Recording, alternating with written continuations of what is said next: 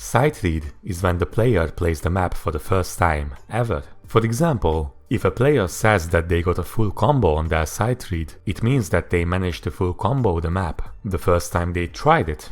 Not to be confused with first try, as you can pretty much first try a map every day. The term comes from classical music, where the artist would play a piece without any prior knowledge or practice.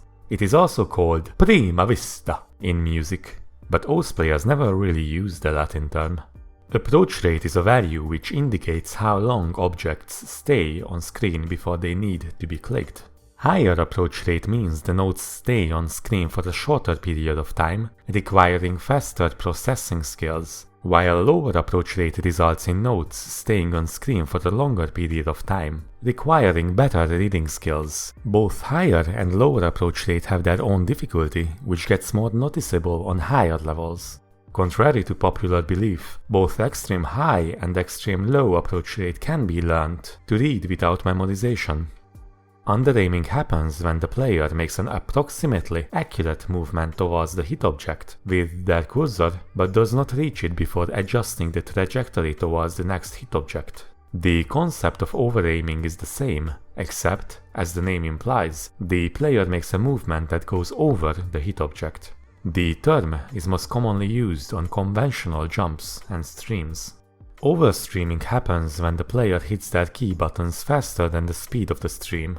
This results in lower accuracy and sometimes misses due to severely inaccurate hits. Overstreaming is different from mashing, as a player who overstreams would perfectly execute the stream had the stream been as fast as the player's keystrokes. On the other hand, understreaming is when the player hits their key buttons slower than the speed of the stream. While overstreaming is most often an issue of finger control and reading, understreaming is more likely to be caused by insufficient raw speed. Have you ever seen this happen to a note? What the fuck did I just do? No! Then you have experienced note-locking firsthand. Notelock happens when you try to accidentally hit a note before you would click a previous one. This can happen in a number of ways, but the most common is jumping over a note during a stream, and while that note is still not registered as a miss, you try to click the next one, which will not register as the notes are locked. Getting note locked is extremely frustrating, as you are likely to miss notes you would have hit without note locking. If the player's slider breaks, that combo resets, but they do not get a miss. This is why sometimes a player may have 0 misses and an S rank, but no full combo. Slider breaks can happen a number of ways. One of them is hitting a slider too early or too late. Another way is missing a slider tick or a slider reverse. Some sliders can be hit perfectly without following the slider body, but outside of gimmick maps, this is rarely useful in gameplay. Missing slider ends do not cause slider break. If your slider broke, it was most likely due to something else. Some slider break scenarios which may occur in your gameplay will be in the description. Hitsounds are the unique sounds you hear when you hit a note, hence their name, Hitsounds. You can adjust the volume of your hitsounds by pressing Alt and using the scroll wheel on your mouse, then moving it over the effect wheel. Alternatively, you can press Alt and use the arrow keys. Skins can have their own unique hit sounds. Even maps can have custom hit sounds. The latter can sometimes result in some very nice elaborate hit sounding, some even replicating the sounds of the music or instruments. Of course, the opposite can be true as well. When the hit sound volume is set too low or too high at certain sections, it makes the gameplay experience somewhat frustrating. New combo starts every time the combo numbering stops and it is set to 1. If your skin is colorful, then the color will change at every new combo as well. New combo is used on the fixed combo numbering of the map and not when the player misses or slider breaks and that combo resets. The significance of new combos come down mostly to its interactions with HP, but it can also make certain patterns easier to read. More new combos in a map means higher passive drain. This is because combo chains give HP bonuses. If you hit all elements in a combo perfectly, you get a significant burst of HP bonus at the last element. If you hit 100 at least once in the combo chain, but no 50s or misses, you will get a small burst of HP bonus on the last element. Pishifat has great in-depth video on new combo, and another on how new combos and HP interact. Links are in the description. Nightcore is the secret variation of the double time mod. It is shortened as NC, so don't get it confused with new combo. Apart from speeding up the map 1.5 times its original speed, Nightcore also increases the pitch and adds a bass beat to the song, which is characteristic of old Nightcore remixes popular in the late 2000s. While it doesn't have any extra bonuses compared to double time, it can be used to get higher PP, lower score plays on DT chokes.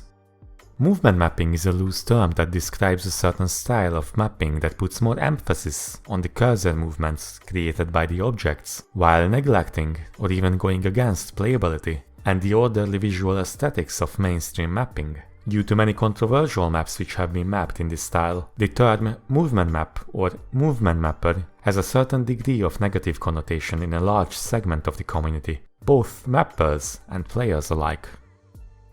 Cursordancing is when instead of the normal cursor movement, the player moves their cursor in an erratic and fancy way, either for fun or as a challenge. Star rating is a rough, estimated number that measures the difficulty of a map. While it is a decent guideline to judge how hard a map is going to be before playing, it is far from perfect. Many difficulty aspects are absolutely not measured by star rating, such as reading, rhythm complexity, raw accuracy, and slider aim. For difficulty aspects which do determine the map's star rating, there are a number of inconsistencies, like aim and speed being separate skills. Yet, they are merged into one overall number in star rating. A 7-star aim map cannot be equated to a 7-star speed map in terms of difficulty. Unstable rate is the value that tells you how stable was the timing of your hits during a play. While a lower number is often indicative of better accuracy, it is not always the case, as if you hit every note about 100 milliseconds late, you will have terrible accuracy, but extremely low unstable rate.